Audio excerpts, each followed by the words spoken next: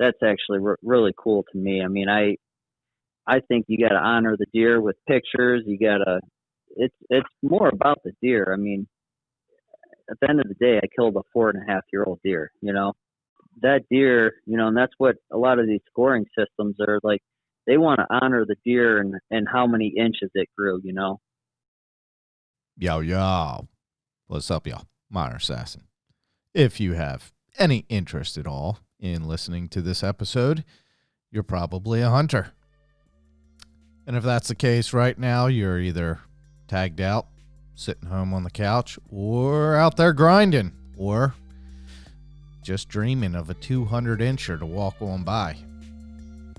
Shit's not going to happen sitting on the couch. We get into that this episode as we talk to my brother from another mother out in Ohio, Sharrock. You've heard him before, Tattooed in the Wild. And now working with a new friend, Ryan Beran, managing Deer TV, which Sharrock is going to be posting some of his footage with this year. Going to be pretty badass. This is a throwback. Once again, this was recorded just after he killed this deer. I believe opening day out there was, let me step back, Ohio, if I didn't say that. Opening day in Ohio was a couple days before the 1st of October. It was right around there. And on opening day, Ryan Beran put an arrow through a 200. I believe it officially scored out to be a 227. An absolute bruiser, mammoth, megalodon, beast of a buck. Free range, Ohio whitetail.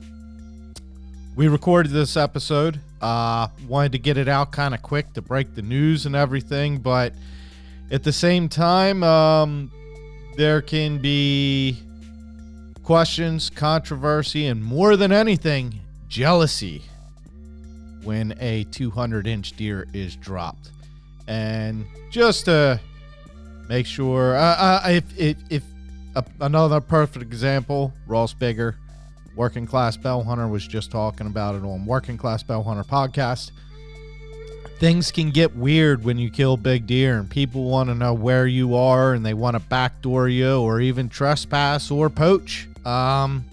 Shit can get weird. So there was a segment or two of this podcast cut out. I don't think you'll even notice. It flows along pretty regular, but yeah, Ryan Beran, we popped his podcast cherry, and there is some photo and videos and plugs in this. The good old sound drop to let you know shit's happening, and you'll get to see things here that you will not in other videos or other podcasts. So that's why you're kicking it with Kills It, right? Because this is the real shit. My season up to this point, shit started awesome and then kind of took a little bit of a downhill. We'll get more into that at some point. That's not what this is about. This right here, and this guy is a wealth of information. Ryan Beran, if he had not killed this 200-inch deer, he's still a guy I want to have on the podcast here with Managing Deer TV. He's a wealth of information when it comes to whitetail, strategizing whitetail, and even the step further of the managing deer and what that means. Managing deer doesn't mean just passing younger bucks to let them get big. It's about habitat manipulation, what these deer require, and what it takes to have a 200-inch free-range deer born, besides a shit ton of luck.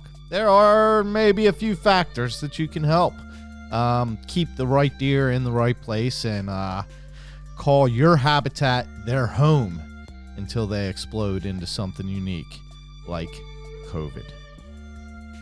Since recording this podcast, I've actually had the chance to meet Ryan Beran, social distance, fist bump, that kind of meet.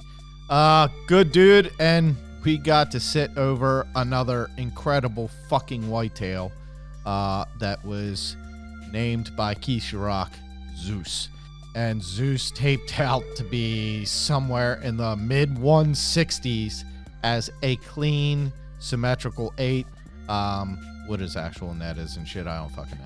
But it is a fucking magnum, majestic, almost unicorn type of 8-point whitetail. He is kind of the prime epitome of the species when it comes to a clean 8. Awesome to see that deer. Clint, ripping ducks, congrats on him. You plugged the fucking spooky deer that was about to get out of there. Had one opportunity, made it count. Keith Sharrock, again, the fucking man, making it happen and putting people before himself even on whitetails. This isn't the first time. I doubt it'll be the last time. But I know he's about to draw blood on a good one too. Let's get more into it. We're going to talk about old shit, bring up new, and yeah, that's what we do. Kills it.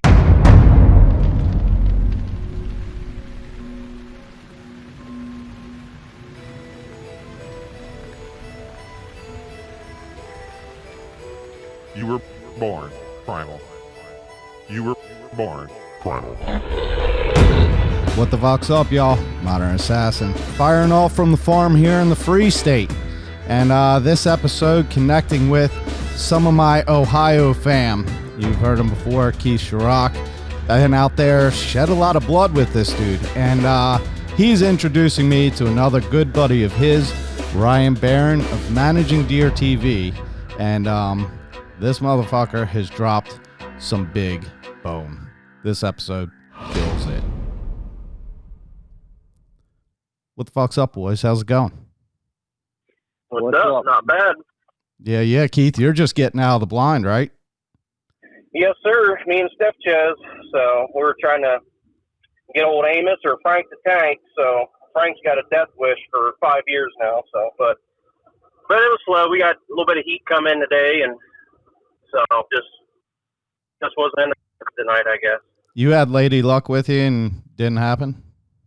No, she must not have had that lucky hat. I bet she's going to say it's your fault, and I'd probably have to agree. Ryan, what's happening, brother? How's it going, man? How are you? Good, dude. Welcome to Kills It Podcast. This is, where I just basically talk whatever bullshit I feel like talking about and hit record. Pretty awesome. So you've got, obviously Keith and I, we've been buddies for several years now. You guys have been friends for even longer, I believe, right, Keith? Yes. Yep. Gotcha. And so just kind of introduce yourself a little bit and what you got going on, and kind of why we're getting on and talking some bullshit here on the podcast. Well, I'm Keith Sharrock, and I'm teamed up with Tattoo in the Wild and Managed Deer TV with Ryan. I've been friends with Ryan for quite a while, actually. And you heard it. I mean, we've been out trying to bust deer and get it on film, man. That's kind of what the goal is. But, yep, other than that, just trying to lay some good footage out on, get on some good deer. So deer, and you are also known as the turkey zombie, so just as many. Some point. Yeah, just as many birds as bucks. Oh, yeah. And Ryan, what about you? You got Managing Deer TV, and tell me what that's all about. Not only just the name, but just kind of how it all started and what it's kind of become. Well, yeah, it's basically a group of good friends who all hunt, and a lot of us have been really successful over the years, and we started forming this show, I'd say 5-6 years ago, and our goal is just to capture hunts on film and share it with whoever wants to watch it, really. And there's been some good hunts, there's some horrible hunts, there's been some hunts where the cameras have really ruined it for us too, and that's all part of it. But oh yeah, that's the reality of filming hunts. Yeah, and that's kind of we share our turkey hunts, our deer hunts. Once in a while, we kind of throw out some tips and tricks and kind of strategies on what we do throughout the season, just to get more deer in front of us, I guess. Well, and it, again, you and I haven't talked a lot, but Keith speaks highly of you. And, Keith and I talk damn near daily, and we're always talking about deer and everything else. And, but it seems a lot of your passion isn't just necessarily killing big deer, but managing and growing big deer. Absolutely. Yeah. That's, to me, I almost have more fun with the management aspects of deer hunting, and I'd almost it's messed up, but I like to see what a deer will turn into next year. Even with the deer I just killed, 214 inches, and I'm still like, I'm stoked about it, but I've already asked myself, like, what would that deer have been next year?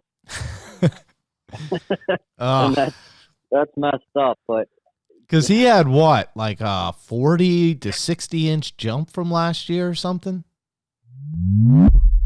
Yeah, 45 to 50 inches, and Jesus. he put that on 2 years in a row. It's a pretty crazy story, actually. I picked this deer up back in 2018.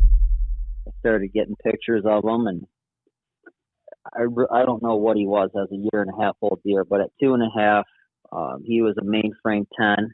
He had split brows and an extra kicker between his 2 and 3.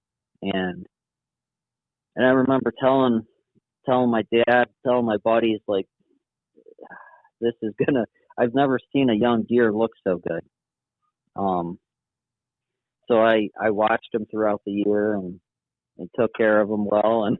And so he was 13 points in 2018. We're moving into 2019. You have a name for this one? What was his name? Well, yeah, he just got his name this year. And his name is COVID.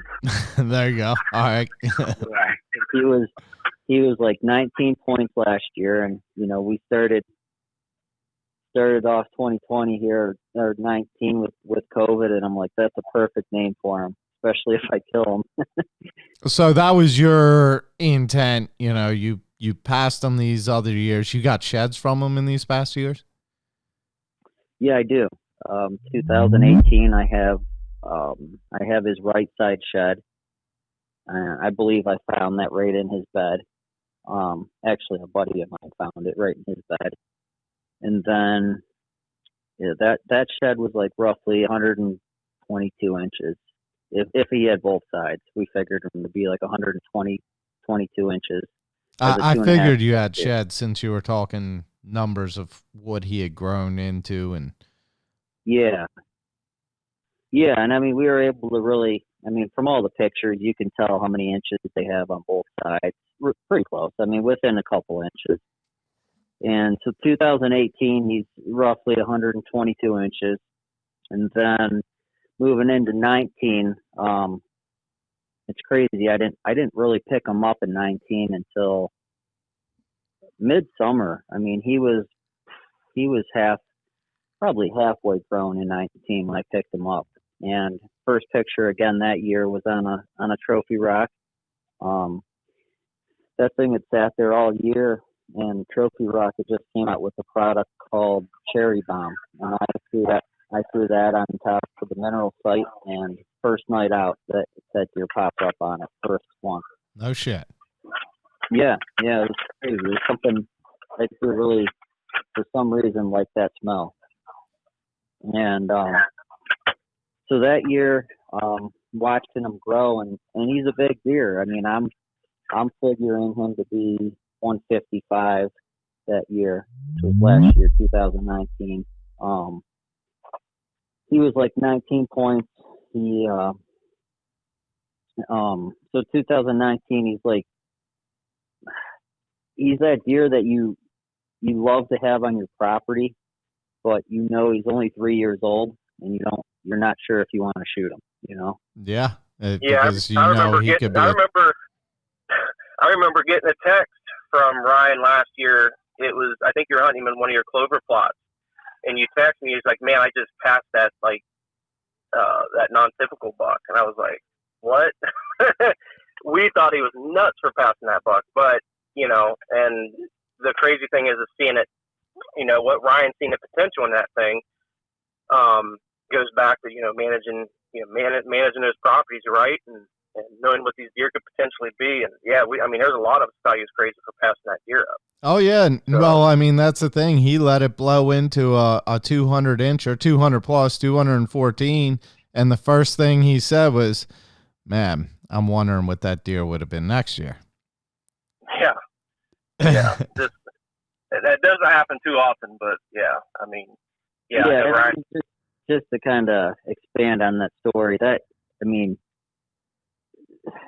deer is obviously a freak. And anytime a 200-inch deer pops up in Ohio, he had the right parents, and that's all there is to it. I mean, you can do all you want, and I think you can add 10, 15% to a rack by giving them the right minerals and the right food throughout the year. But at the end of the day, the genetics were his parents. Yeah, for sure. Yeah. A lot of people, I guess, maybe don't think about this. Managing deer, a lot of it doesn't really have to do with the deer per se. It's deer habitat, terrain, and kind of environmental features to improve the habitat for deer. It's not just like about the deer itself, but, it's habitat improvement and management. Absolutely. And do you work in something similar to that, along those lines? Is that correct? Yeah, I have what started off to be strictly a deer control business where I spray a liquid deer repellent on residential landscaping to keep deer from eating people's plants throughout the year. But that doesn't really go into the hunting side of it too much because most people don't let me hunt. Yeah, gotcha. Yeah, because I could spray this shit or I could spray an arrow. I got a few spots I could take some of that spray. Well, I used to work, I have a degree in environmental analysis and planning, and I used to work for a company doing environmental restoration and construction. And, so it was land and habitat manipulation. And some of the shit we would do, and then you go back a year or two later and just completely different. What has grown. I mean, even like a lot of people do hinge cutting and stuff like that. And that brings back an entire different type of flora to the ground floor and everything. And all that is, land manipulation. And you just kind of learn what a deer prefers. And so what all did you do to keep him kind of comfortable at your property then? I'm assuming probably put in some bedding and stuff like that, hinge cutting, whatever. And I'm assuming left it alone, not a whole lot of pressure. Yeah, honestly, the biggest part of having a big deer on your property, in my opinion, is like zero pressure. They don't put up with human intrusion very well. So the least amount of human intrusion possible is great. Really, it's been a process over the years. We have some 2 or 3 established food plots that are planted in imperial whitetail clover. So those plots stay year round and just gives the deer an area to feed safely throughout the year. But other than that, the property just nasty thick. It's 45 acres of deer bedding. There you go.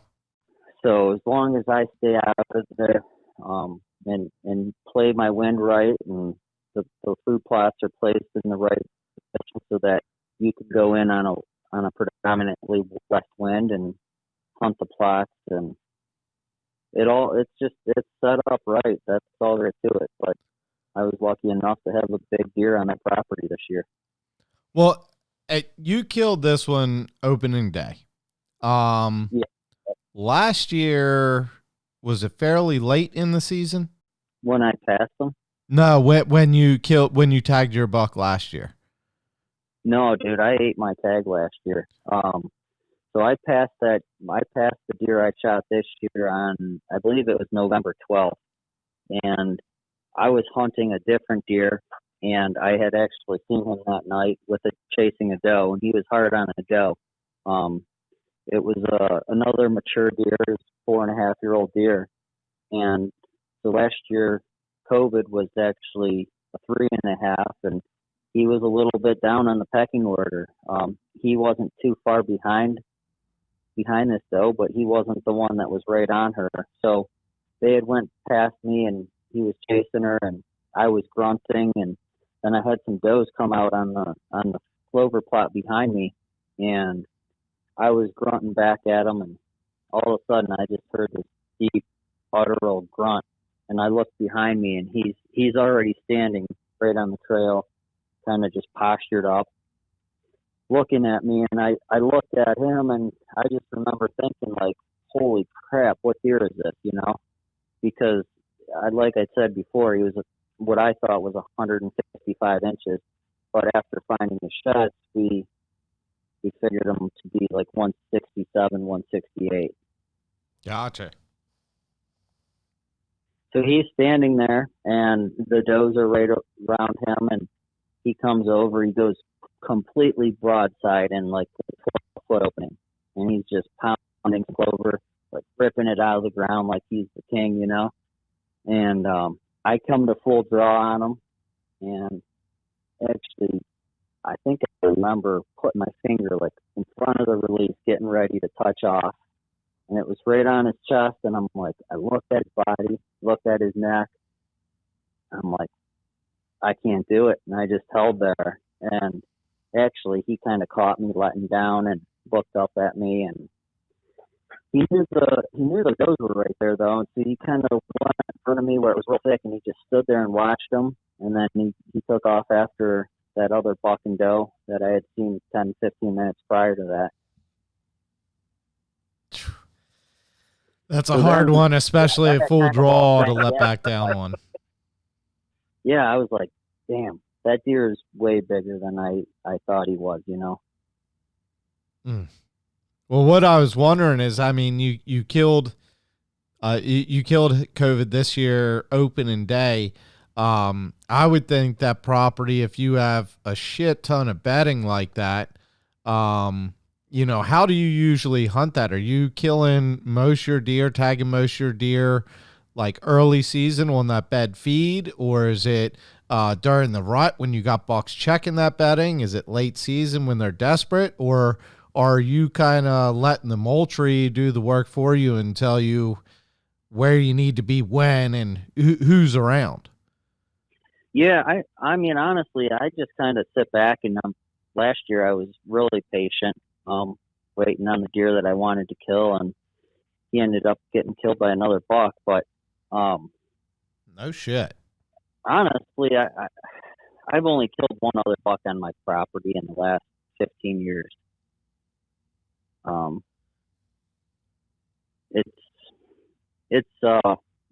mean, I'm always, so normally I just pick out a deer that I want to hunt, and that's the deer I go after that year. Gotcha. So wherever that may be, and I mean, a couple of years ago I killed a decent mid-40s deer on my property, but it's not typically known for having big deer. Like I said, this deer he was just a special deer that popped up and grew big. Yeah, he had the perfect and mama and daddy combination and blew into a giant. Yep. I mean, all right, so you knew this year you were going to kill him. There was no... oh, yeah, there's no doubt this year. What did you guess him to be? Did you say this deer's going to go over 200? I had him guessed at 193.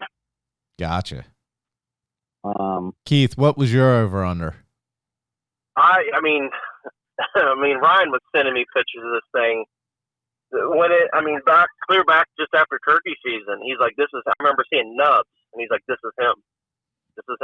And so as it progressed, he would slowly send. Once he got to a point, and we had a conversation like, how big do you think he is? And I was like, dude, I'm telling you what, I think this thing will go over 200. I was like, I think you get your 200 inchers. So we've talked in the past before and had conversations like that. That's been like, I think Ryan's biggest goal is to like try to kill something, a 200 incher. So, and then just the moon and stars lined up right on that piece of property he had. And like I said, it got towards the end and right before he started, shredding all that velvet off. Like, he looked like he was well over 200. A lot of times it's hard. You see a rack that size, body. It's hard to, put that, you put that rack on like a buck from like Kentucky or Texas or something like that. It's completely different, but it is. It's hard. It's hard for me to tell in pictures a lot of times, how big a deer is until I see it and you see the frame. I don't mean the frame of the antlers, like the main frame. I mean, its body frame, its body structure of how big that deer is. I'll be completely honest. The deer that I killed this year, that split brow 8-point, Keith, I sent you the trail cam videos and everything I was getting. I actually thought that deer was a little bit bigger and maybe even a year older than he was. But when I had him just appear like a fucking ghost at 6 yards underneath of me and he was walking by, I didn't hesitate to grab my bow and draw back, you know what I mean? I knew that was the biggest deer I had in that bedding in that bottom at that time, and it was the biggest deer that I knew where was to formulate a plan to specifically go after that one, and it happened to come together. Mm-hmm. So what that's was awesome. That's what I like to do too, is I pick a deer, and I've been fortunate enough to actually get in front of most deer that I've targeted the last few years. That's kind of the fun part too, I think, is trying to figure out a specific deer. And with trail cameras and cell cameras, the Moultrie mobile app allows you to do, I don't think a lot of people realize that, but it allows you more than just a cell cam. The software behind it is pretty amazing. And you can go back and sort pictures by date, barometric pressure, moon phase, temperature, and really figure out what makes those big deer get on their feet in daylight hours. I actually have just a toad that I've got pictures of that I sent to Keith just the other night. And I've got pictures of this deer. It's very sporadic when he comes through, and it's always between 5 and 6 o'clock in the morning. And I've had him on this property at different spots, but it's always in the morning before light, and it's very random and sporadic when he comes through. I'm pretty sure I know where he's coming from, and it's a property I cannot access. But I was actually getting ready to go back and look at, well, what moon phase is it that he showed up here the last time in the morning? What moon phase is it showed this time? Was it right before that cold front, or, and try to put those pieces together. So having an app that would do that for you is pretty dope. Yeah. And a little news flash. I was just checking, speaking of cell cam, you're not going to believe who was just in tonight. Zeus. At my other spot. Zeus was in. No Daylight. shit. Dude. Daylight. Oh. Yeah. You gotta be kidding me. That 7:20. He's in front of there, dude. And what time's sunset out there right now? Oh my God. Probably, I don't know, probably 7:12 or something. Oh yeah. Yep. So right in that twilight. I don't know why. it was actually a decently warm day, probably around 70 today here in Ohio. But you just told me that your big mature deer moved. I have another 10 point on one of my properties that's probably pushing 135-ish, 140, but he's a mature deer. He moved right there in daylight. And then one of our other guys that films with us, he had his big mature buck right at last light, probably. It may have been actually too dark. I think it was like 7:30. But for a warm day in Ohio, those deer moved today, and there's definitely a reason, because they haven't moved here in daylight in probably the last week and a half. Yeah, that's why I was just kind of wondering what, that the underfoot and that moon overhead. And that's why I was actually yesterday at work. Which the overhead lined up with this morning. Yeah. So if you if you look at I don't know if you've ever watched that or paid attention to the moon guide. Yes, I have actually. Guide. Yeah, my dad just showed me the moon guide tonight, and I posted it to our Instagram story, but it's a red moon right now. Gotcha. Nice. Yeah, so yesterday and today were both red moon days, and if the temperatures were even cooler, you'd probably see those bucks on their feet and well into daylight right now. Well, it's getting to be the time. I mean, Keith was sending me pictures of scrapes popping up. They're going to be starting to feel it. I kind of feel like things are almost happening just a touch early this year, because we had that. I mean, maybe it'll slow down, but when we had that cold front in September, we had a frost like a week before season. That usually doesn't happen until mid-October. Yeah, see, we didn't have the frost, but we had that cold front. It was crazy. We had the cold front, and it was during a red moon, and it was like the deer activity was literally all midday, which is like awesome, perfect. That's what you want. I mean, if you want killable deer, you want them moving around during the middle of the day. But it's not great when you're working in the middle of the day, or, you're kind of formulating a plan for early season September strategy of bed feed, and you don't want to be interrupting shit. You kind of slip in and slip out, for that morning or for that evening. And I fucking hate hunting hot weather, because the wind never does what it's supposed to. You get thermal pockets everywhere, especially in September when there's so many leaves on the trees that the wind hits it and it's like a wall and it just banks off of it. I actually killed this buck on the hot day just after the cold front, like just after all that midday movement. It went from 60 degrees to like 80 the next. And I was like, these deer are going to move later. I think I can slip in. And that's exactly what I did and made it happen. But so what was your plan going into opening day to hunt this deer? And Keith, feel free to chime in, because you told me what his plan was for opening day. To be honest with you, I almost didn't hunt. It was warm, but it was still cool. I remember I worked all day around the house and stuff, and being outside, you felt that coolness in the air. And I remember thinking to myself, like, once evening hits, it's going to drop in temperature quick. And it was kind of one of those nights, like, it was hot going in, but as soon as the sun went down, it got cool. So I texted Keith, and I was like, man, I don't know. It's opening day, and I'm not sure. What should I do, And I talked to my dad about it, and he's like, I know what you should do. You should get your ass out there. Yeah, I sent him a text that you can't kill him from the couch. So, I mean, if it was like an off wind, but you had a good wind, right? I have had the absolute perfect wind. And you thought about not going? I did think about not going, and I'm like, you know what? I've watched this deer all summer long. It's opening day.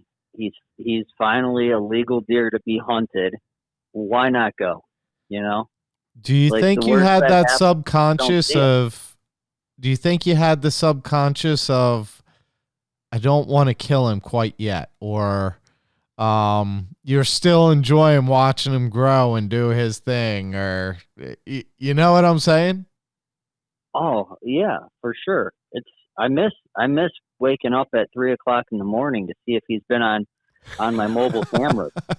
I don't think my wife misses that at all, but like, I miss seeing that deer every day. That's what I mean. I kind of feel like almost maybe if you didn't realize it at the time, subconsciously you were like, I'm not ready to kill him just yet. And for this quest and this season and this, chess battle with COVID to be quite over. Right. Yeah, and I mean, I had a ton of intel on that deer. It was like, you guys are like, man, what are you gonna do? Your season's over, and I'm like, dude, my season started back in April. Right. Yeah. Like, I worked my ass off all year to figure out that deer, and I mean, to have the plan come together on opening day, I couldn't believe it. Okay, so I interrupted you, but take us back to opening day then. You were thinking about not going because it was a little bit warmer, and everybody said, get your ass out there. What the hell's wrong with you? You got a perfect wind. Mm-hmm. So, yeah, this deer, a couple days prior to opening day, showed up in daylight a couple days prior, and it was a warm day that day, and I was like, man, I kind of like itched my head. I'm like, what made him move that night, So in the back of my head, I'm like, all right, there's still a chance. There's at least a 50-50 chance I can see him, and if I don't, then hopefully I don't bump him leaving, So it's kind of weird. I don't know. A buddy of mine bought, I think it's a Rambo bike, and the another electric buddy bikes, right? Yeah, and I had another buddy buy another electric bike, and I was supposed to be having one made by this guy, and it wasn't ready yet. So I grabbed my mountain bike off the shelf and pedaled back to my spot, and I threw it in the weeds because this deer would use two different bedding areas, and I wasn't sure which one he was in that day. And honestly, I think he came out of the bedding area that he would have caught my boot prints, and I would have been screwed. So I got a video. So you think you drove over that is what you're saying? I think he crossed, the trail that I rode my bicycle in on. And you think that possibly helped you not leave an actual footprint track for him to pick up and smell? Absolutely. That's pretty crazy that, because the deer that I killed, I mean, I called Keith from the trees. Son of a bitch didn't answer, but I called him back as soon as I got in the truck and when I shot my buck, still kind of freaking out. And what had happened is this deer was, so I gave just the slightest little tickle of the antlers rattle sequence because I felt like that buck was in that bedding area.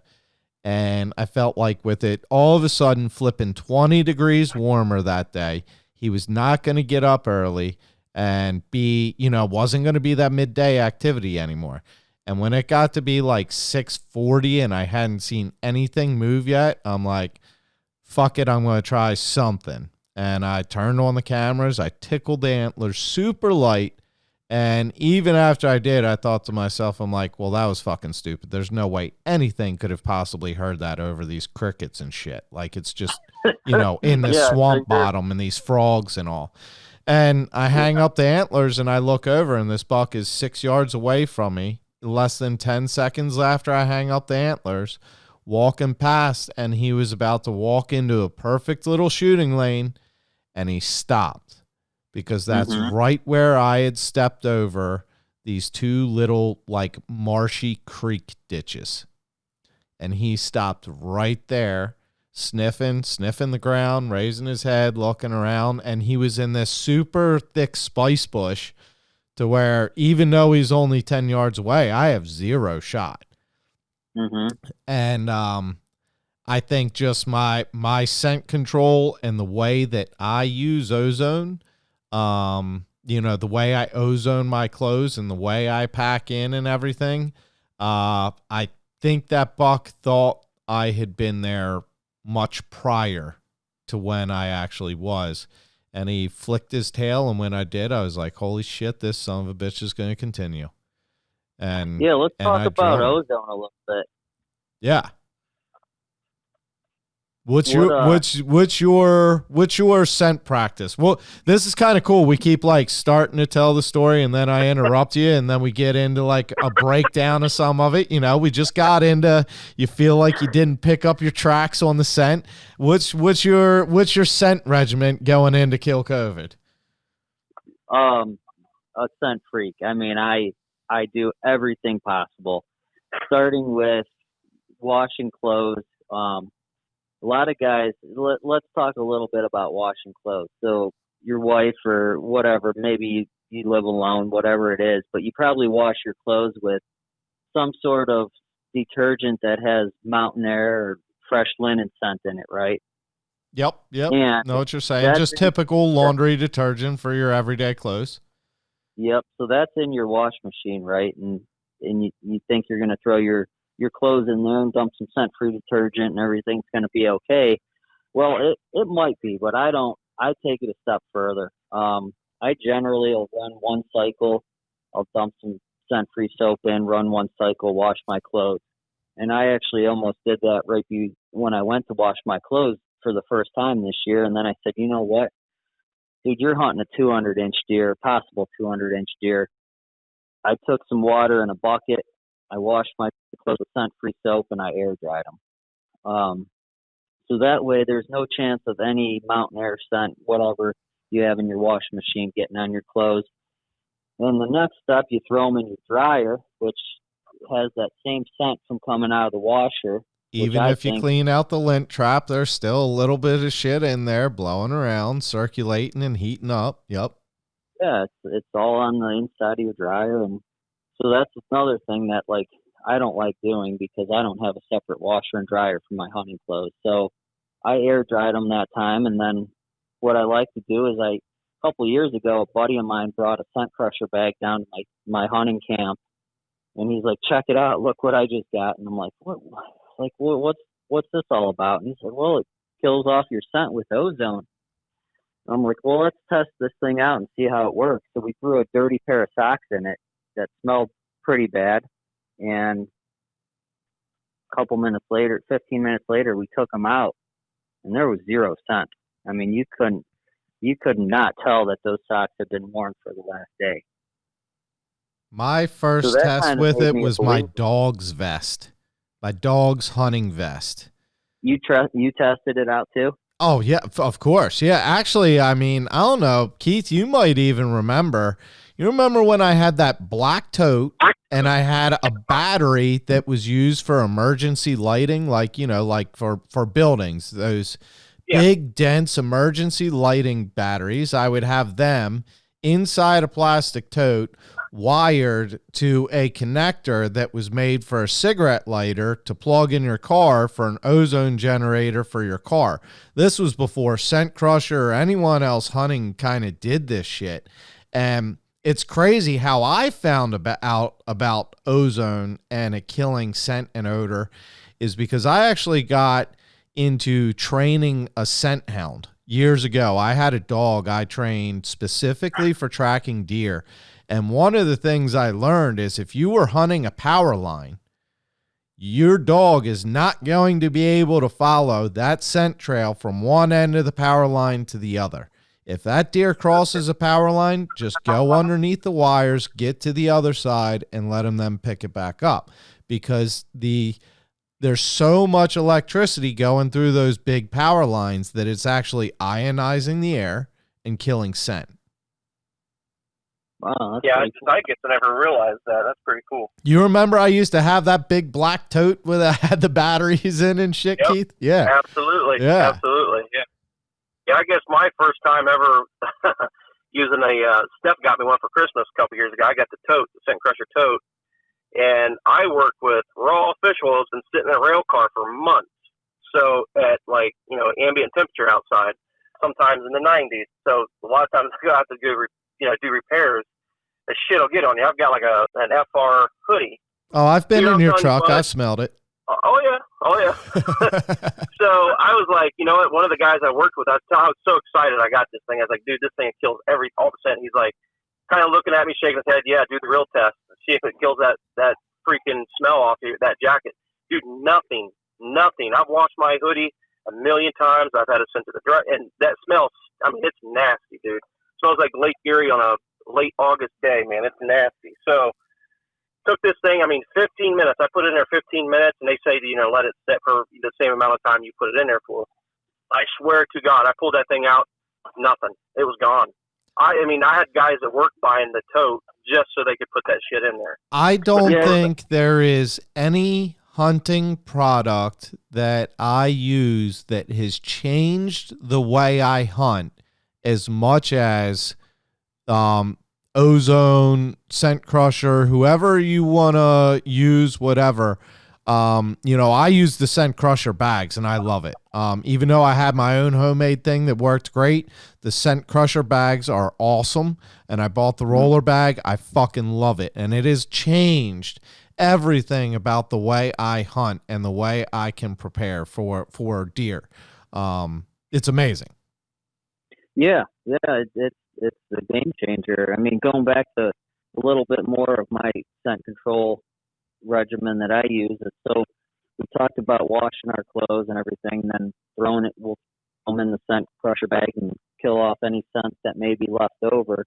And then, I mean, I do the same thing with socks, underwear, base layers, scent-free shower before hitting woods, making sure that my towel that I dry off with is also scent-free, washed in scent-free soap, dried same way my clothes are, because think about it, you get out of the shower and you dry off with a towel that's been washed in that mountain air scent. You're just rubbing that all over you too. Yep. So it's, I don't know, a couple techniques that probably maybe some people don't think about, and hopefully we can help those guys out too by hearing this.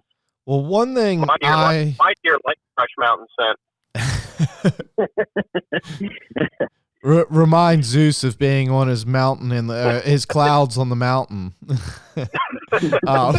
One of the things that I try to always do, is I take, and if I'm unsure, I'll take two layers, but I try to always take at least my top layer pants and a top layer shirt or jacket, whatever, top layer hat, and mask.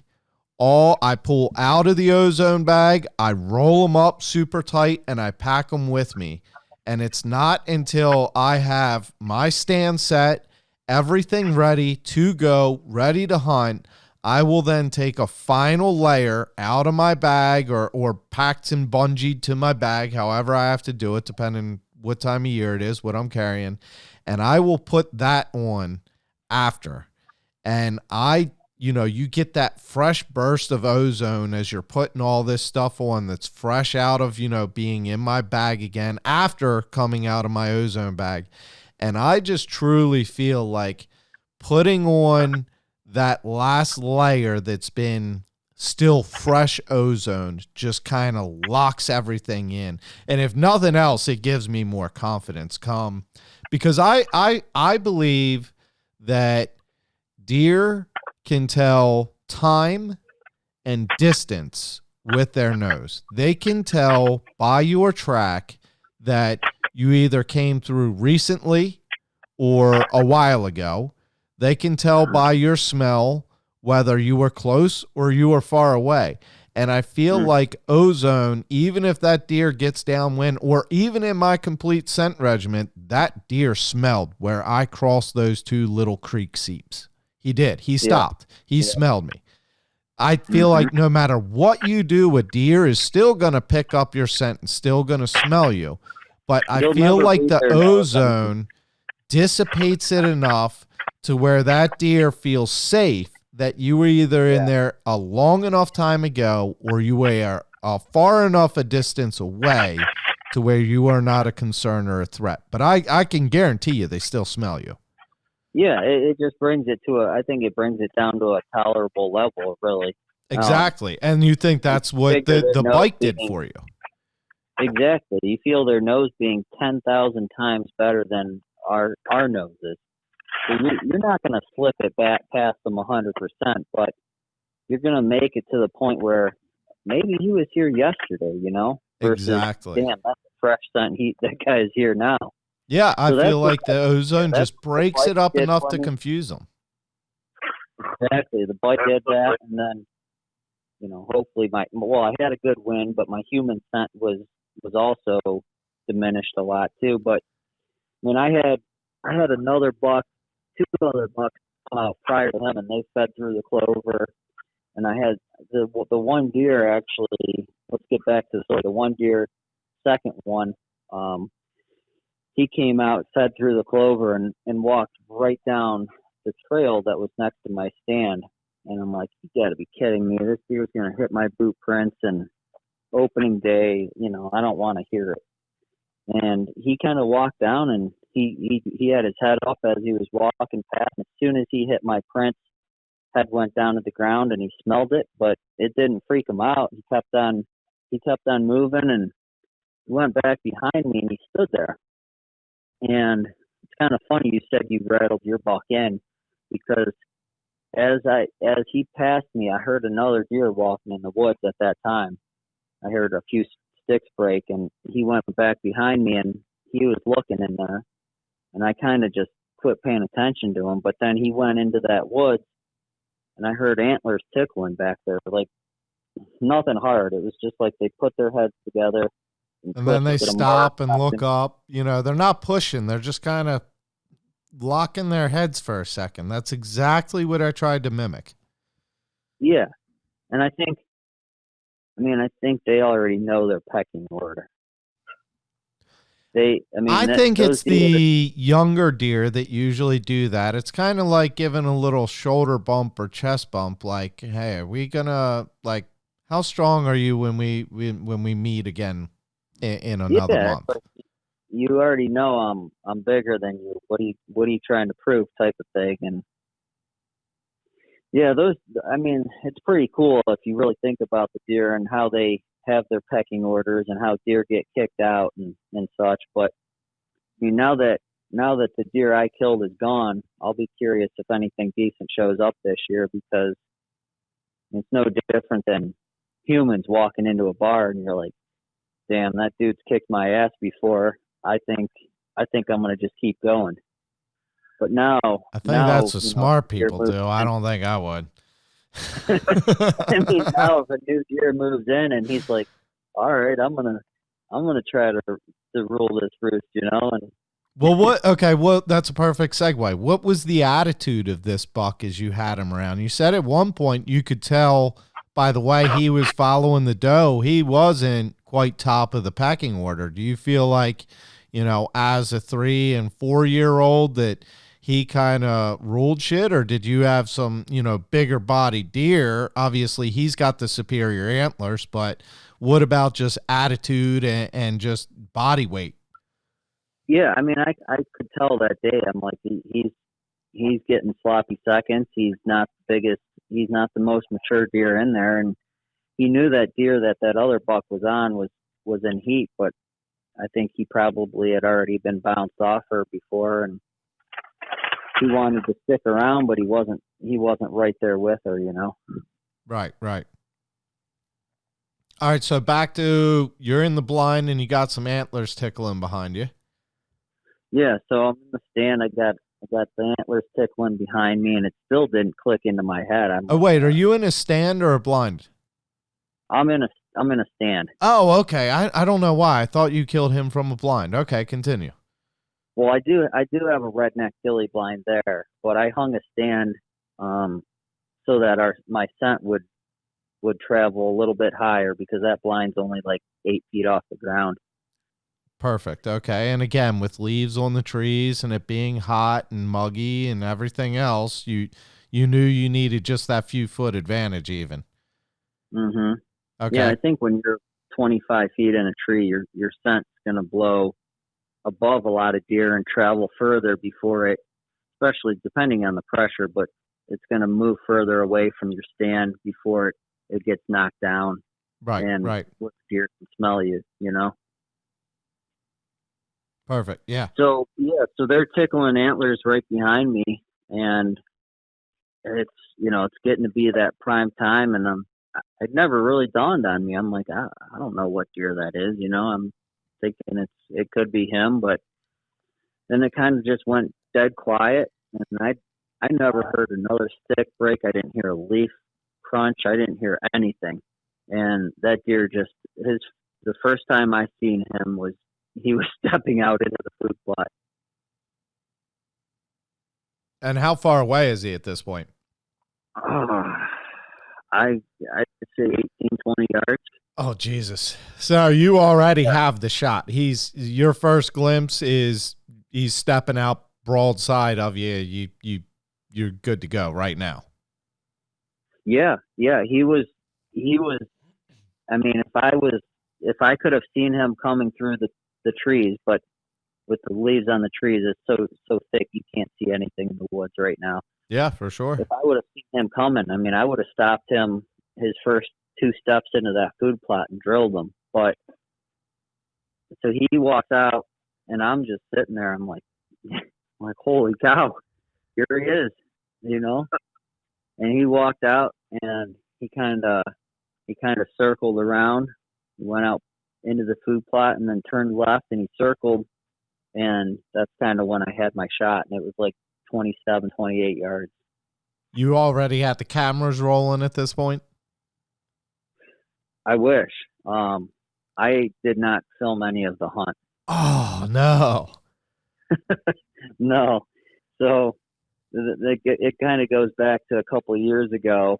I had a big 170 booner type deer look right up at me, and I believe it was because of the camera. Gotcha. I think he saw the camera lens reflecting from the light, and he alerted that deer, and I ended up not getting that deer because of the camera. And you weren't going to let that happen with a 200-incher. Nope. Yeah, I get it. I get it. Yeah, I'm like, I got one chance at this. I don't want to ruin it because I'm trying to film a hunt again. So there was no camera. Yeah, I'm a little disappointed in that, but I got the hunt ingrained in my memory, and I guess that's all that matters. Yeah. You got a 200 on the wall. Yeah, no shit. I mean, people always ask me, what's your best advice for self-filming or to get started? And my best advice is don't. I mean, don't. You're going to blow more opportunities than you'll capitalize on. It costs way more shit. It makes the whole thing more of a pain in the ass. Don't. But, all right, so he's like would you say 27 yards? Is that right? Yeah. Okay, quartered away, broadside, what? Completely broadside. Head down, eating clover? Yep, and I shoot him, and he wheels around. I mean, I knew I put a good shot on him. He wheeled around, kind of looped out through the clover and ran into this thick spot out of the plot. And I heard a bunch of crashing, but I kind of expected that because of where he was running in. And it stopped for a second, and I heard another crash, and I'm like, I think he just went down. But again, he appeared out of nowhere without making any noise. I'm like, maybe he ran off. I mean, there's no fresh leaves on the ground or anything to make crunching noises. And so I'm 90% sure, but I'm sitting there second guessing myself like crazy. For sure. If you don't see him go down, you still have a what if. Mm-hmm. Yeah, that automatically goes. I mean, every deer, year in and year out, that usually we kill I mean, that's even when I'm hunting with somebody, it's just like, was it perfect? Was it good enough? And it's just, you totally second guess yourself 100 times. So, Yeah, you dealt with me the whole night on my buck, Keith. I mean, I was guessing myself, and as the one that takes the shot, you're always the most critical because, one, you're the only one that got to see it. I mean, even if you share it on film, it's still not the same as seeing it. Right. Yeah. So Yeah, you just put it. I mean, where do you think you hit this deer at this point? Do you think you just perfect double lunged him or what? Yeah, that's exactly what I thought. Yep. But like I said, I mean, it was almost not real after I shot him. I mean, I've shot some nice deer in previous years, and I lost my mind for probably a good hour and a half after I shot that deer. I was just talking to a buddy today that had killed a 200-inch deer. I told him the story about it, and he's like, let me ask you this. He's like, was it hard to get out of your tree? And I'm like, yeah. I'm like, it was. Why do you ask that? He's like, because when I shot my 200-inch deer, he goes, I'm not joking you. He goes, it probably took me 15 minutes to get down out of my tree. Just from adrenaline dump, everything's locked up. You're questioning. You think your quest might be over. Everything together, I guess, huh? Yeah, it's I honestly, I can't even explain it to you. I mean, you've shot big deer, you know that adrenaline rush, but for this deer, it was something different. And I don't know, I had the adrenaline, but I felt drunk. I felt stupid. I couldn't think straight. It was insane. Yeah, I mean, a kill on a 200-inch deer is adrenaline dump. Sealing the deal on a deer that you could have killed before and you have watched for years and literally dreamed and daydreamed about that moment it probably played out just pretty much like you had always envisioned it when you're daydreaming. I mean, he's just going to walk right out here in front of me at 20 yards and I'm going to take my time, get that broadside shot. I think the visualization is a massive process. I mean, visualizing what's going to happen, it helps you set up to what's going to happen. And I tell you, sometimes I almost freak myself out the way I think, oh, a deer's going to come down right here. And when it gets there, that's when I draw back. And that's the way it'll go down. So how long are you waiting now? Like, are you calling your dad? You calling Keith? You still hanging out in your tree? Or like how long till dark is it? So I don't know. I probably had another 10, 15 minutes before it was dark.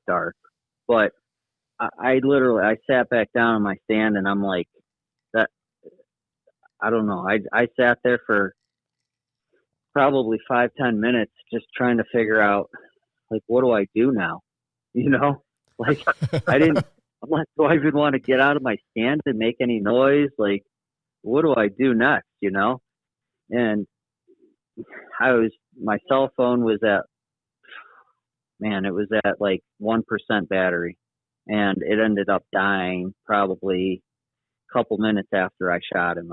I went to text my wife, and my cell phone died. So I finally get out of the tree, climb down, ride my bike out, get back to my truck and stuff, and I get my phone charged and get back home. You didn't charge it on your electric bike? Need an add-in feature, but anyway, go ahead. So get my phone with a little bit of battery left, and I called. I think I might have texted my wife first and told her I shot him, and I called my dad. It was like a weird phone call because he was like, "What happened?" And I'm like, I shot the big buck, like I shot him. I think I killed him. And he's like, all right, I'll meet you at your house and, we'll go look for him. And I'm like, I said, give me a few minutes. I got to think about this. And I called my wife again. I called a couple buddies.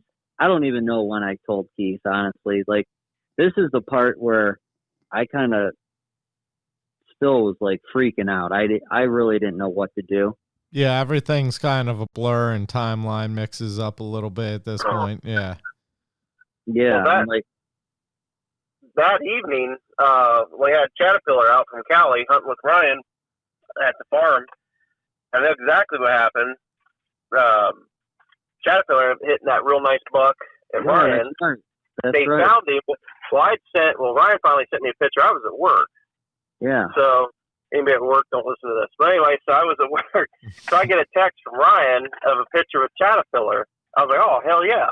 So Ryan Davis, just to clear shit up for people. Yeah, Ryan Davis. I know too many damn Ryans. So anyway, so I sent a picture. I forwarded a picture right away to Ryan. It's like, hey, they scored on a good one. And then I get a text that said, nice. I was like, okay. And then about 20 minutes later, did you get my text? I'm like, what are you talking about? I never got a text from you. And then he's like, I got him. I was like, what? Then I called. I was like, what? You shot him? I was like, are you serious? So yeah, because then you hit me up after that, Keith, because I was talking with Ryan and Caterpillar about the deer they killed and filmed, and then you're like, by the way, Beran shot the 200. We're like, what the fuck? Like, the day just kept getting better and bigger, So that's usually my nights at work. When I'm working, afternoons, it's just like I know everybody's out. From California to Virginia or Maryland, it's just like I am waiting patiently that last half hour. I'm like, come on, guys. Come on. Yeah, and I called you and you didn't answer, fucker. I know. I was busy. Yeah, I know. I guess now that you say that, Keith, I guess I remember talking to you, but I don't even know when it was. It was late. Well, you called me again later that night. You're like, you had people at the house and stuff, but yeah, you were just like, dude, I don't know. I feel like I'm drunk. I'm like, did you drink? You're like, no. So was it before I shot the deer, or was it before I found him, or after? It was after. No, it was before. Is when you text me. Okay, so let's go back to this point then, Ryan. You're kind of up in the air. You think you got 200 inches of bone, double lunged, but you're still questioning yourself. And how long after the shot is it now that you're still kind of unsure what to do, talking to your dad, formulating a plan about, is he dead? Do I go look? Do I give him time? Like, where are you at in this mess? So yeah, my dad, my mom came over. My wife was out with a couple friends that night, and we're sitting there. A buddy of mine came over, and I had another buddy that lives probably 35, 40 minutes away. I had called him, and he's coming over too. So, those were the people, I guess, that got called, and I don't even know why. But so they're on their way over, and I'd say I gave them a good hour and a half before I went and looked for them. Okay. I'm questioning myself, even though I thought I heard him crash, and my dad's like, "Dude, you're a good shot. You killed the deer, And I'm like, well, if he's dead now, he'll be dead in another hour, right? Exactly. Now, so when you got down out of the tree, did you even go look for your arrow yet? Or did you just quietly as you can just slip one out of there? I'm trying to think. I did look at my arrow, and it was covered in blood. So you knew you got a pass through then? I did. But okay. I didn't follow it at all. So you just found your arrow, got a little bit of reassurance that, okay, I got a blood-soaked arrow. Yep. Okay. And then I pedaled my bike out of there, and so yeah, we waited probably an hour and a half, and we got back there, and I'm like, all right, this is where he went. We looked at the blood trail, and there was blood just it was pumping out both sides. It was blown everywhere. It's exactly what you want to see. It was exactly what I wanted to see. So we took it into the woods a little bit, and he had actually crashed into a tree and broke off his drop tine on his right side antler. Fuck. And he hit that tree, and from that tree on, we couldn't find blood for like 10 minutes. We're searching everywhere, but I'm starting to lose a little hope, but I'm like, man, this blood trail was like insane. Like, it's like 4 feet wide on both sides, you know? And what broadhead are you shooting? Rage Trypan. Gotcha. Okay. Yep. Same broadhead that screwed me on a 170 a couple years ago, but I'm not the person to blame it on the broadhead, you know? Gotcha. So we're trying to find blood, and I think someone found it over to the left side of where he was going.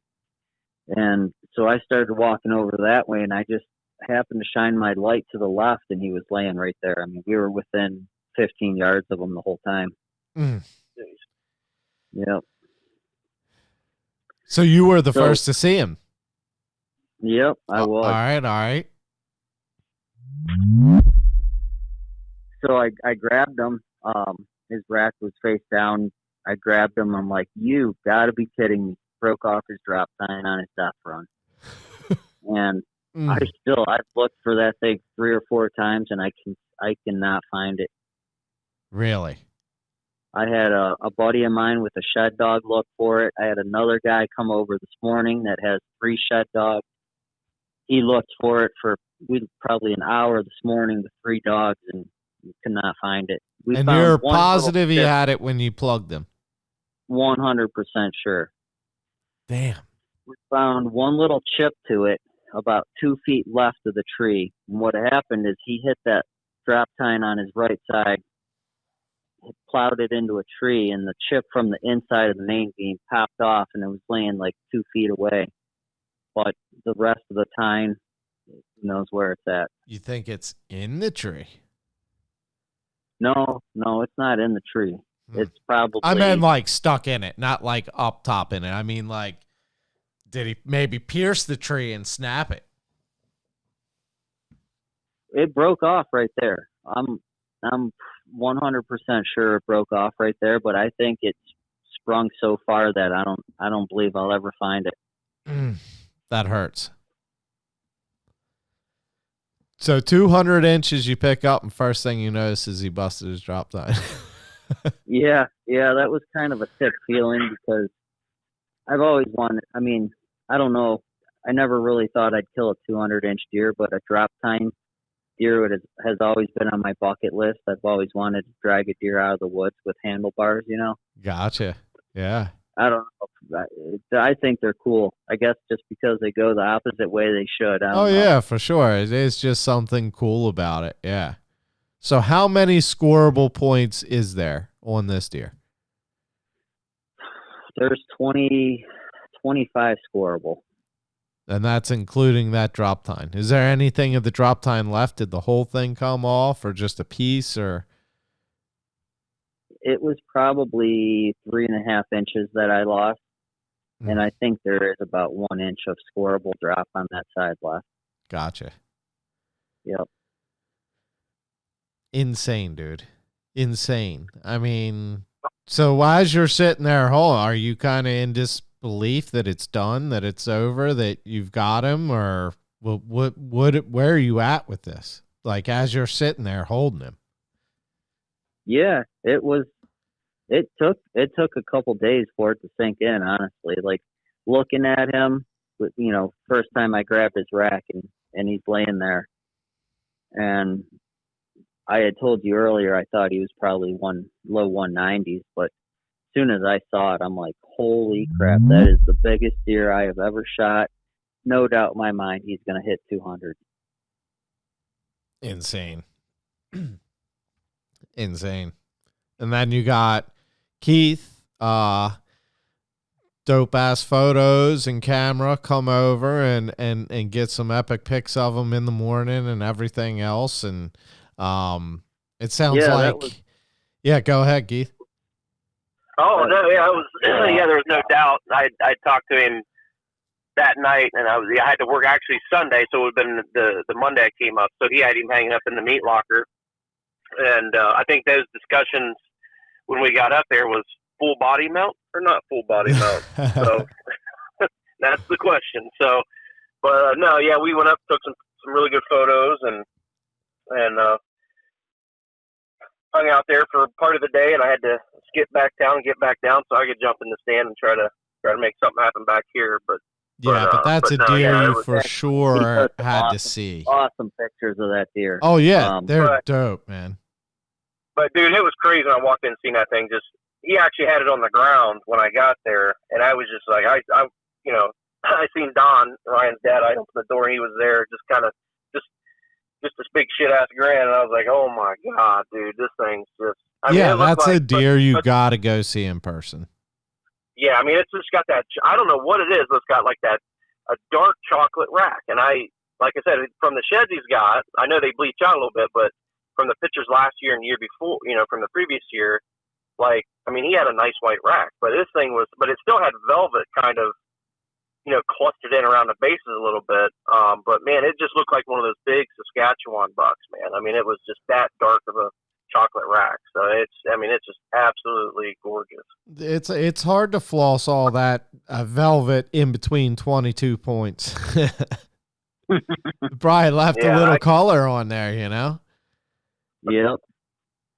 But yeah, he actually sprayed a little bit of blood on the horns, so he had a little bit of blood from mixed in with that chocolate. So it sounds like this buck is gonna be featured in quite a few places for you.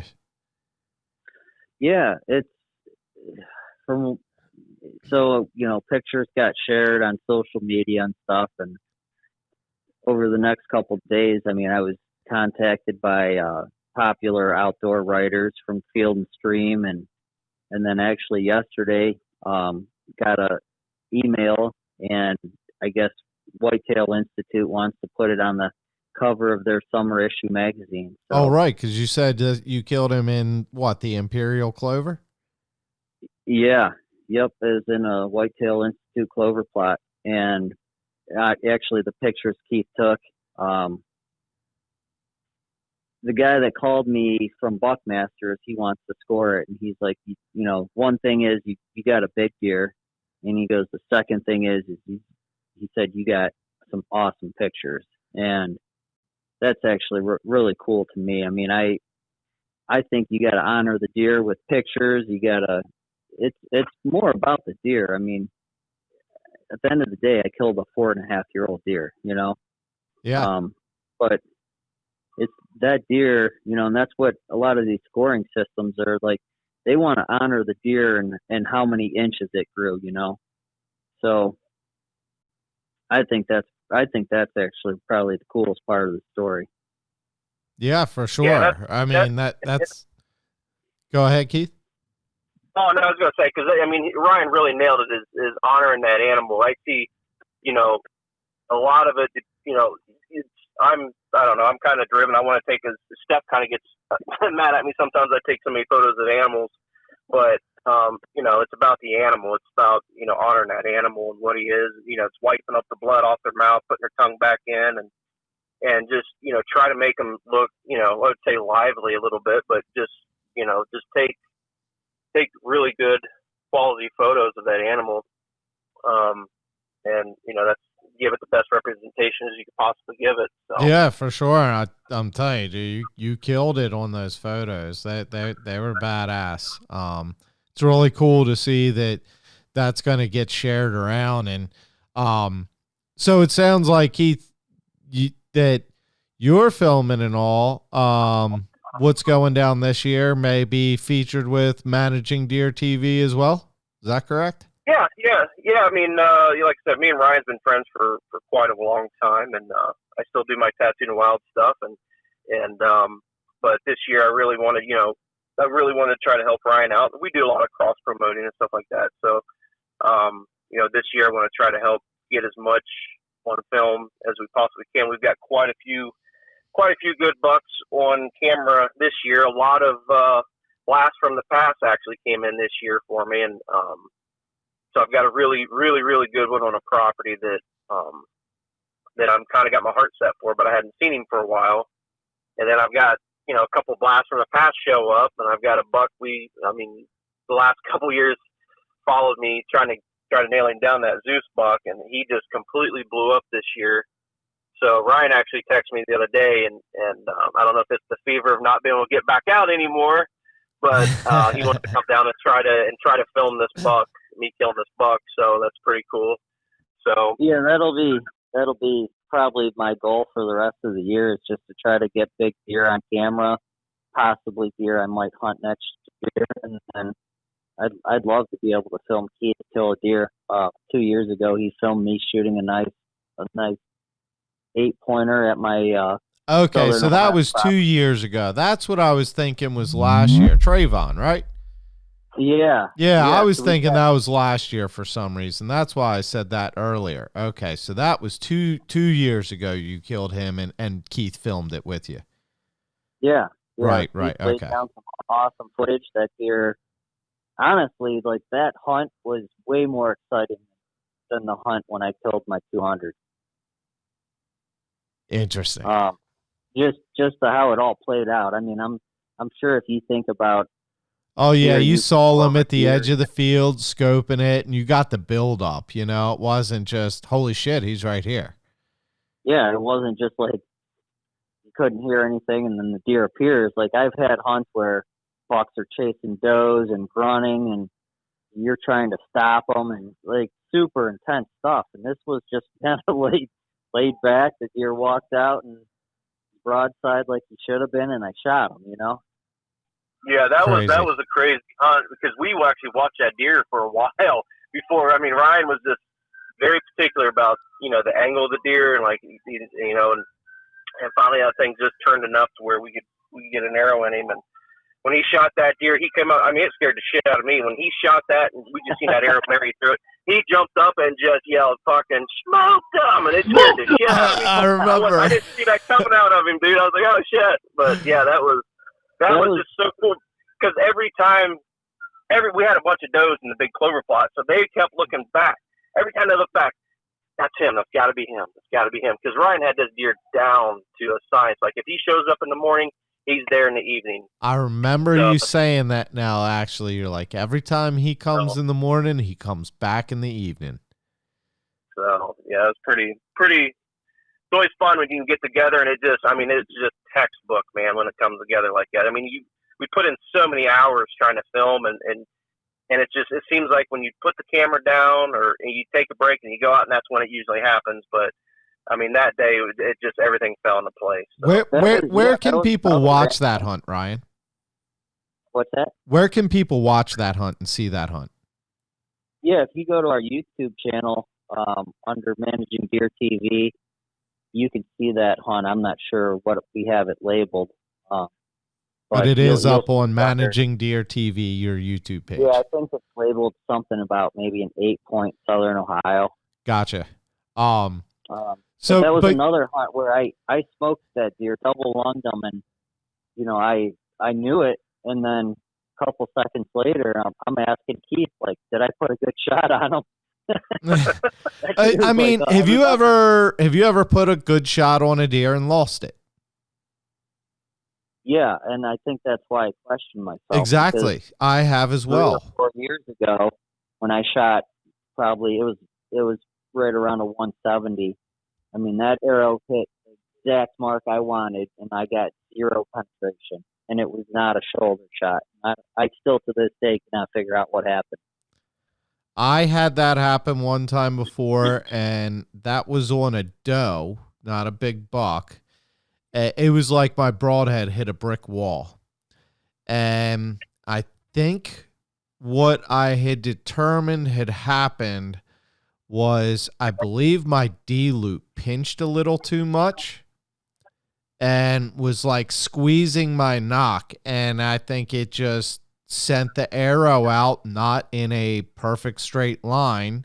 And therefore I just didn't get the penetration. But I mean, I hit a buck one time I was, it's funny, it was actually with the very first Rage that came out, the very first model Rage that came out. Uh-huh.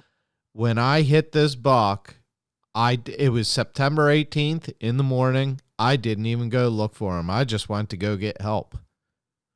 I went to go pick up my buddy to help me. I was like, I knew he was dead. I was already celebrating and shit in the truck going to pick him up. I'm like, oh, this fucker's dead. We just got to go get him. And I saw that buck alive the day before gun season, herding 2 does and basically herding these 2 does up the hill away from 3 other bucks. Mm-hmm. So yeah, I know you can put a good shot, but it's not until you got your hands on them that you're like, okay, I got him. I have another buck. Crazy story. It was an absolutely massive, giant 6-pointer. Massive 6-pointer. I mean, paper towel rolls all the way through this thing and 18 inches wide. I shot him low, and I'm 90% sure I hit him low through the heart because he stands there, and it's just leaking like a faucet out of his chest. Another buck comes up and pushes him off from where he had bedded for a minute, and that deer went down by the road, and I couldn't find him. And I had gone the next morning, couldn't find him, and I went back the next evening, and as I was driving down the road, a shit ton of crows picked up out of the creek bed, and someone had found him, cut his head off, and pushed him off the side of the road into the creek right there. Oh, you're kidding me. Yep. So, again, until you got your hands on them, you just, you may not. I get it. I get that feeling. But what I was going to say earlier too is, Keith, I think it's going to be a cool fit because, putting yourself with Ryan and managing deer, because I mean, from when we met and started hanging out and I started coming out to Ohio to hunt with you to what you have now, like where you've progressed in your land management and habitat manipulation and management of deer is completely fucking different from what you had 5 years ago. And the deer that you've got year after year, and like you said, some old bodies popping up, it's completely different. You really have got into that level of completely managing deer. Yeah, I mean, a lot of it's, Ryan's always been doing it for a long time. So, when I guess I really didn't have too many big farms to really do this on. Pretty much our test farms with Ryan Davis's farm, we went in and it's funny because you'll do one thing one year, and then towards the end of the year, you sit down and you contemplate and you come up with a game plan. What can we do different? I mean, so it's always on a like a building spectrum, pretty much. It's you're trying to constantly improve. Once something works, yeah, you just basically try to improve anything and everything you can. But a lot of it's it's funny because a lot of things I'll actually call Ryan. He's kind of my go-to guy on a lot of stuff. I ask him a lot of questions and see what he's growing.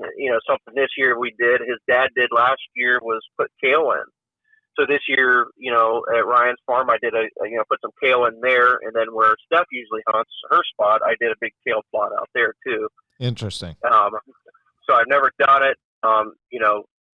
Ryan's dad was, he said last year they tore it up pretty good, so I wanted to give it a go and just try. But yeah, and I would imagine the green yield per acre for kale is probably pretty high up there, right? Yeah, you get some pretty good tonnage out of it. Yeah. And the thing I like about the kale, what I researched, I know the red Russian kale, it's good for 10 degrees Fahrenheit. It stays green at 10, clear down to 10 degrees. So, you get those snowy, cold days. And you'll still have green? Yeah, and you'll still have green. No shit. That is pretty powerful. So yeah, that's I know that deer do different things at different parts of the country, but I know around our area, like you get that towards that late season. It's not only taking care of a lot of people go in the mindset, okay, well, I'm going to grow a food plot, kill a big deer out of it. But like in the mindset where I'm at now is, what are we going to do to keep the herd healthy through the year? Let's get all those young deer healthy. Let's just build them, and year in and year out, you see these things grow, and that's what you get out of it. I mean, and then all of a sudden, even by taking care of your does and everything else, and taking care of all those deer, all of a sudden you get this perfect combination of genetics, and a 200 incher is born. Yeah. I mean, maybe it's not all luck, man. Maybe it was some of what we did. I mean, there's definitely a part of what I do is that's why that deer lived on my property for sure. I mean, a lot of people don't think about how important minerals are to does. It's not just the bucks going there to build the racks. The does are pretty heavy on that when they're lactating. Yeah, absolutely. Yeah. It really, honestly, a doe carries more of your genetics than the buck. I actually learned that from my buddy Steve Impey up at Bow and Bridle Whitetail. He got pretty deep into that. His knowledge of whitetail is insane. But yeah, you're correct. I believe he told me it might even be close to 80%. I don't want to be quoted on that. Can listen back to that episode. But yeah. Yeah, I think that's what I would tell you too, is 80% of your gene comes from your doe. So it's about keeping your doe herd. It's just it's an all around process of keeping every deer on your property healthy. I mean, through minerals, food plots, whatever you can do to make it better. Do you have to do much with predator control? Yeah. As a matter of fact, I'll probably be setting some coyote traps here really soon. Okay, so you do have to, your coyotes are bad enough to where you do have to do some trapping or have some hunting done or do something to again, give them low pressure, safe space. Yeah, I think coyotes are bad anywhere you go in Ohio. There's not a spot in Ohio now that doesn't have coyotes. And I mean, the more you can kill, the better. You're not going to ever wipe them out. They're here to stay, but they definitely put some pressure on deer. I mean, I've witnessed it from my stand before. Mature does, mature bucks being chased by coyotes. Interesting. Yeah. Yeah, I know it's here, different, different places. You can have coyotes around, but if it's their frequent spot, but if you have good bedding and a lot of deer and a lot of activity, that sounds like pretty good hunting grounds to me for you and for the coyotes. Yep. Yeah, it's ridiculous. I got on film several years back that we had a shooter buck kind of circling coming into us, one of the stands I was filming stuff, and then we kind of looked back and seen the coyote she's like, what is that? She didn't know what it was. I looked back and I moved the camera around. Here's a coyote, and he's standing like he's wanting to come in, and there's a little briary thicket at the edge of the woods, and he was kind of coming around. Well, that coyote was trying to skirt around him, and all of a sudden in the front, clear on the opposite side of it, we seen another coyote coming in, and they actually jumped that buck. I mean, we tried to stop it. We were bleeding at him and everything. He ran right under us, and the two coyotes kind of grouped up and ran right under us, and then we tried to, after the buck ran out, then the main goal was to try killing his dogs, and then they just turned, once they seen us, they turned and burned. But yeah, you know the saying, any hunt you're on and see a coyote, it just became a coyote hunt. Yeah, absolutely. Sure. I was at full draw on the buck, and I kept going back and forth. I went coyote buck. I didn't know which one to shoot. Whichever gives you that shot. Shoot the buck and then creep up and shoot the coyotes off of them. Yep. I freaked out to get out the stand because I thought they were going to chase me. Well, and this was spring turkey hunt. Ryan, I'm not sure how far away you are from Ryan Davis's place, but I'm sure you're familiar with where the farm's at. Ryan and I were turkey hunting, and we had set up a blind. Keith, you'll know where it is. We were on that trail heading to the falls set. So, okay, yep. Yeah, we set up a blind and we were sitting there, and I mean it was one of the days you could hunt the afternoon, and we were sitting there and Ryan looks over at me, he's like, what did you just see? I'm like, I guess it had to be a deer.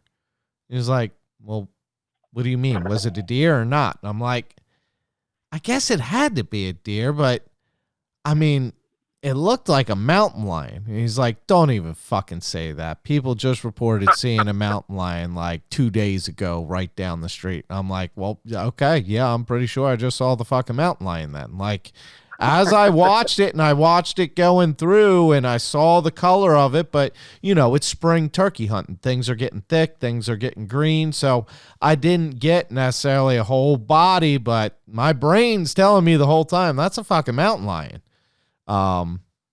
So yeah, I guess you just never know what you're going to run into. I know, Brad Snow, they're Killing Buck Outfitters. Last year, I believe it was, he had a bear show up and I said, is that normal for you? He said, man, I haven't seen a bear here in the 34 years he's been there. You just never fucking know.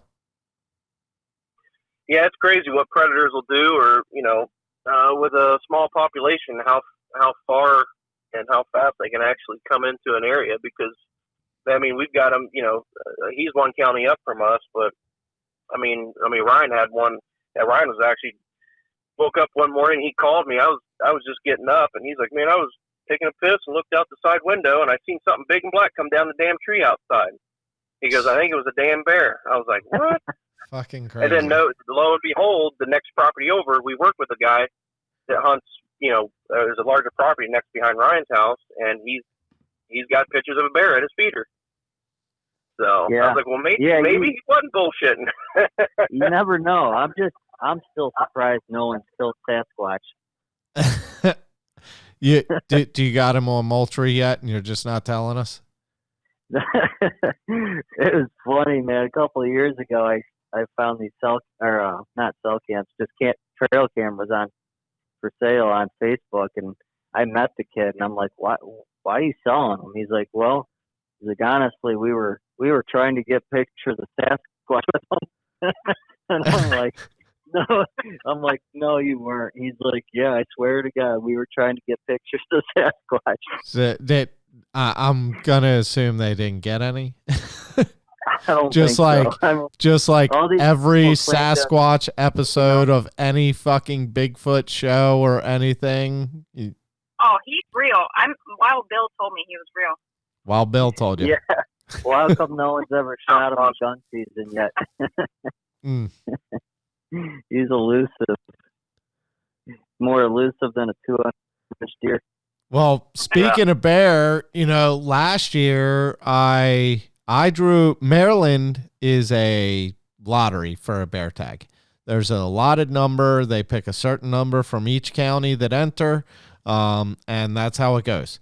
And last year I got a bear tag, and because Maryland in a couple counties needs bear numbers killed, they're hoping you fill your tag basically.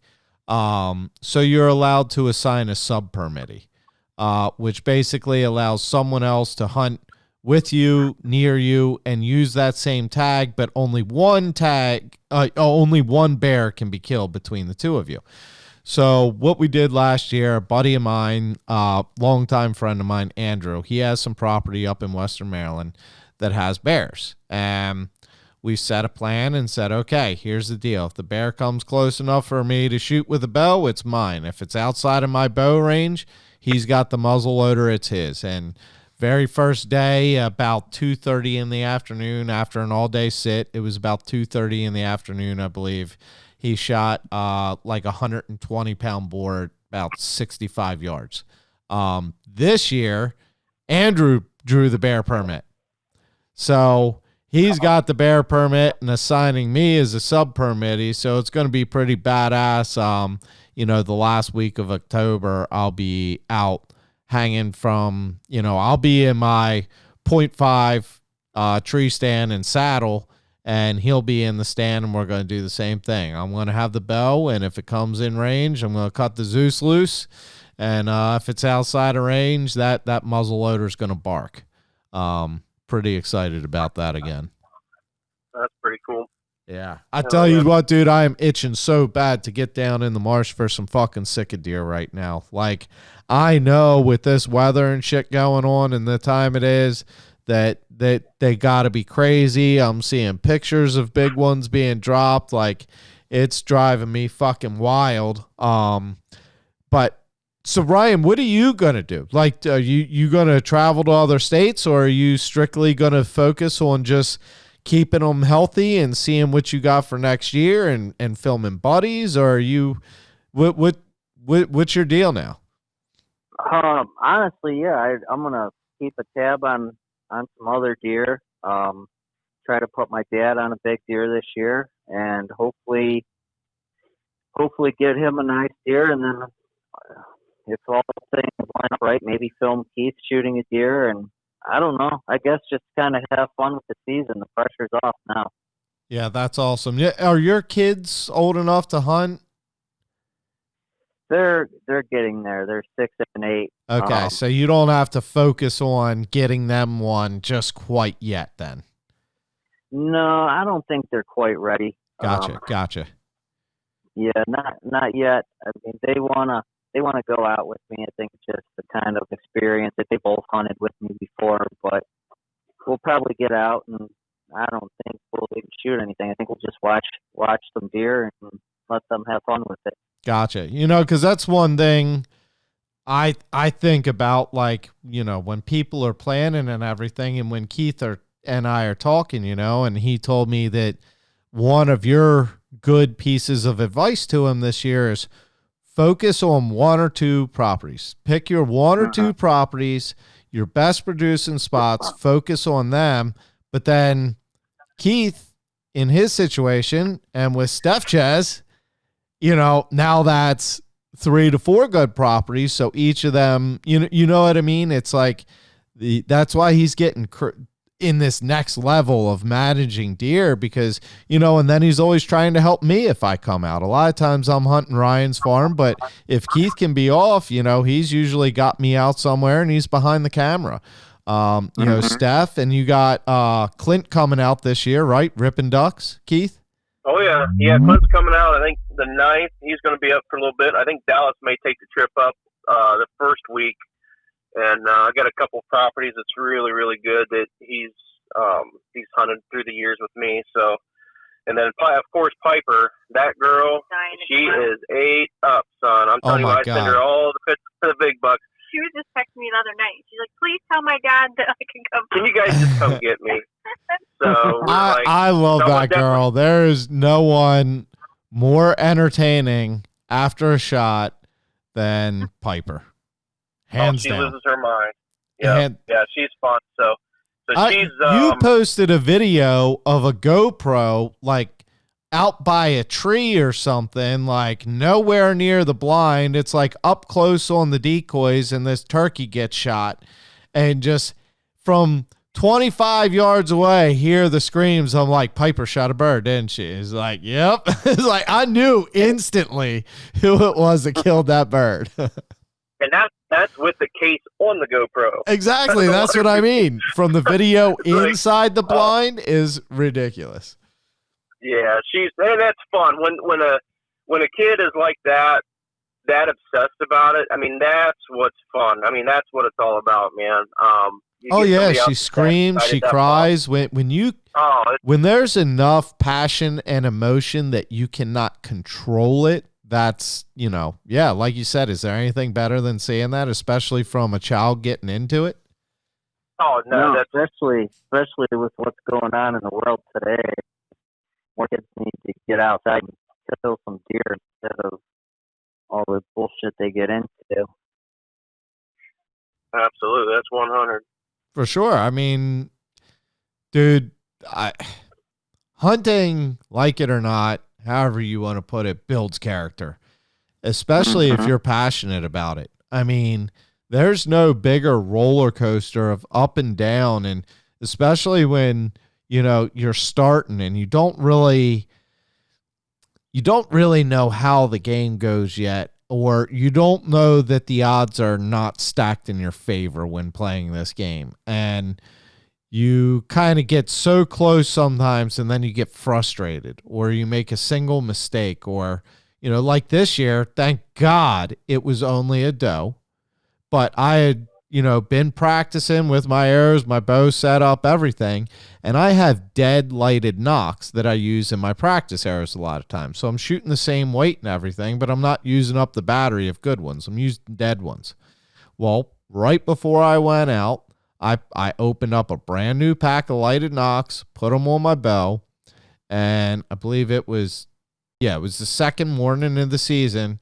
I can see my truck where I'm hunting, because this is a new piece. I didn't want to push in too far. I was more just observing this field and seeing where deer went out of it afterwards. And I ended up having 3 little does and then just this massive big old nanny come right by me. And I draw back, my arrow falls off the string. And I let down and I re-knock, I draw back, and it happened 3 times. My arrow fell off the string. And then I literally just dropped that arrow out of the tree. Just dropped it. Grabbed another one out of the quiver, knocked it, get drawn back, and now I don't have a shot anymore. But so even equipment failure, when you think everything's practiced and perfect and put together, and that type of frustration, I mean, that builds character. And failure, disappointment, and hard work are exactly the things that are missing, like you said, from the way the state of the world is today. Mm-hmm. Yeah, Got it.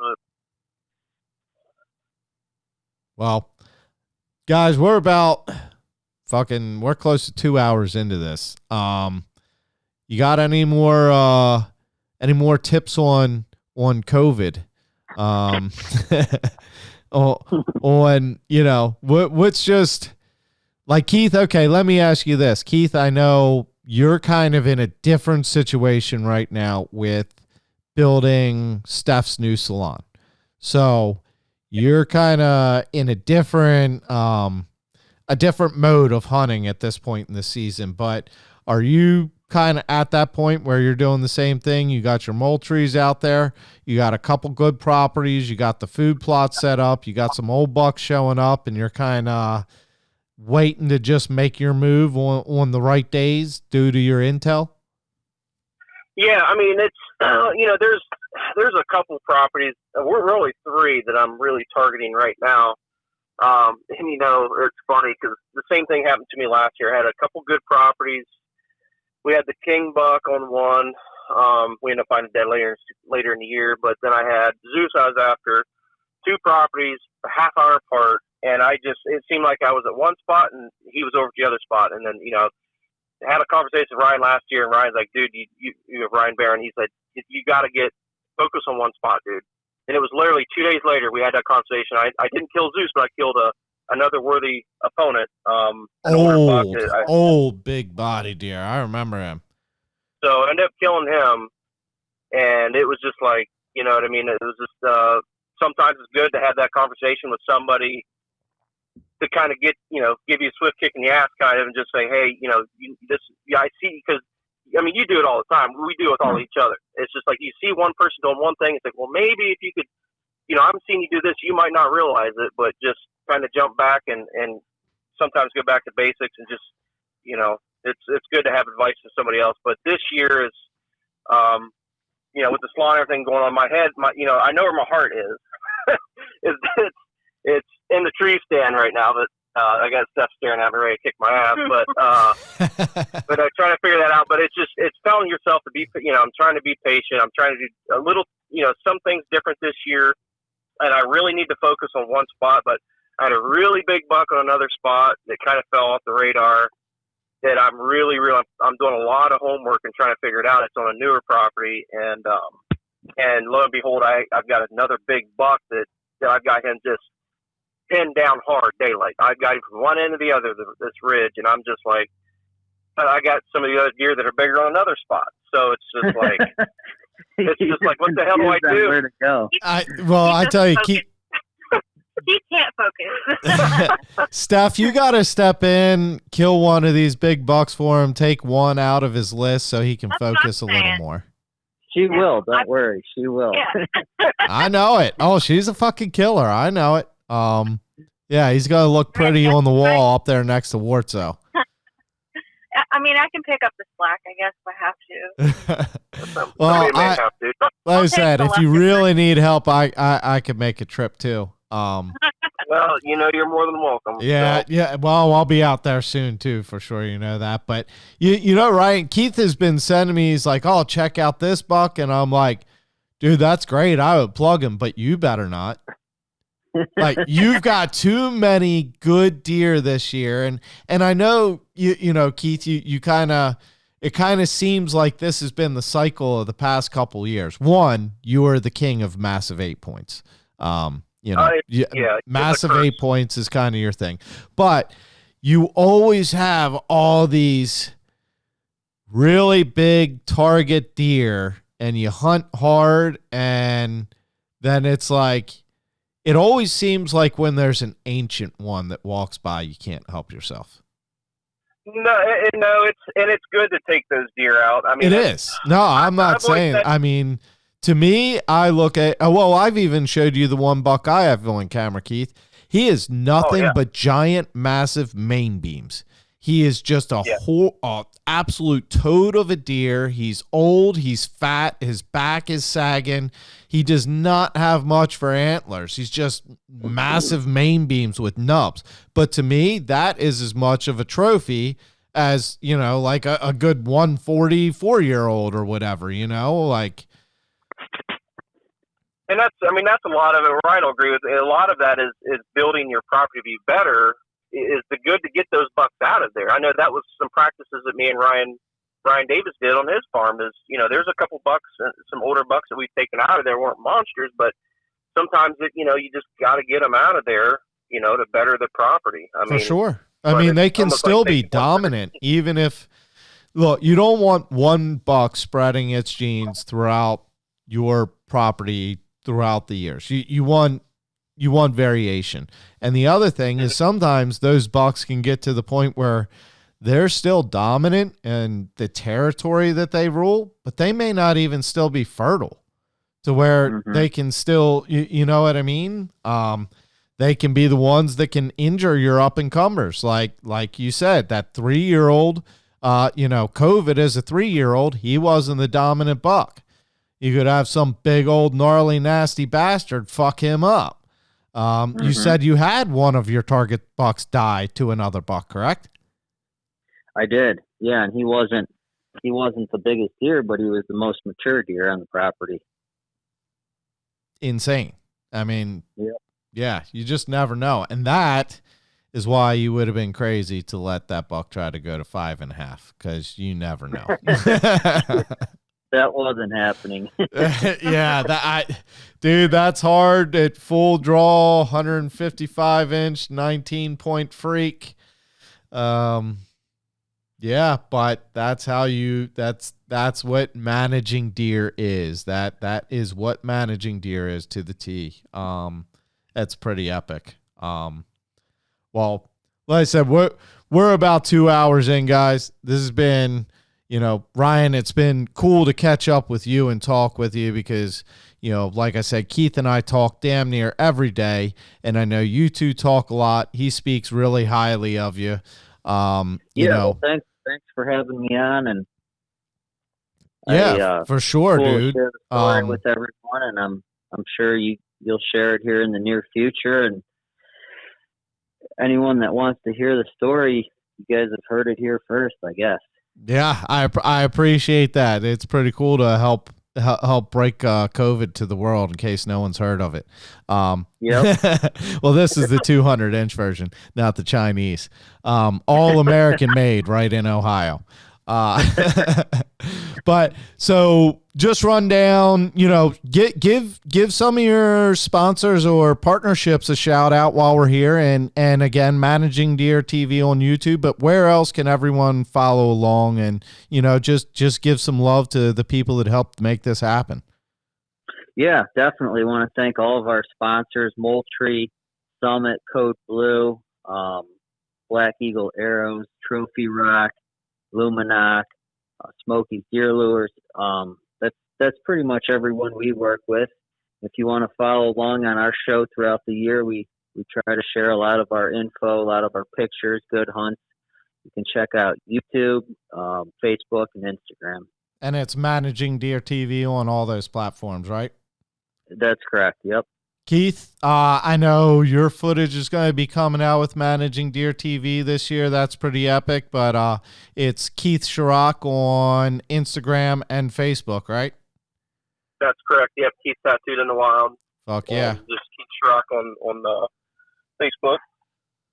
Good shit. All right. Well, this has been yet another episode of the Kills It podcast. Hanging out, talking deer with my Ohio fam, and I guess another brother being Ryan Beran out there managing Deer TV. It's pretty epic to, just have another person can rely on, call on, and get some up-to-date, real deer knowledge. And again, it's paying respect to the animal. That's what it's about. It's about managing these deer into something special, and if you are lucky enough to harvest it, then remember it. Pay homage to that, and the people that help you get there, your partnerships, your friends, everything else.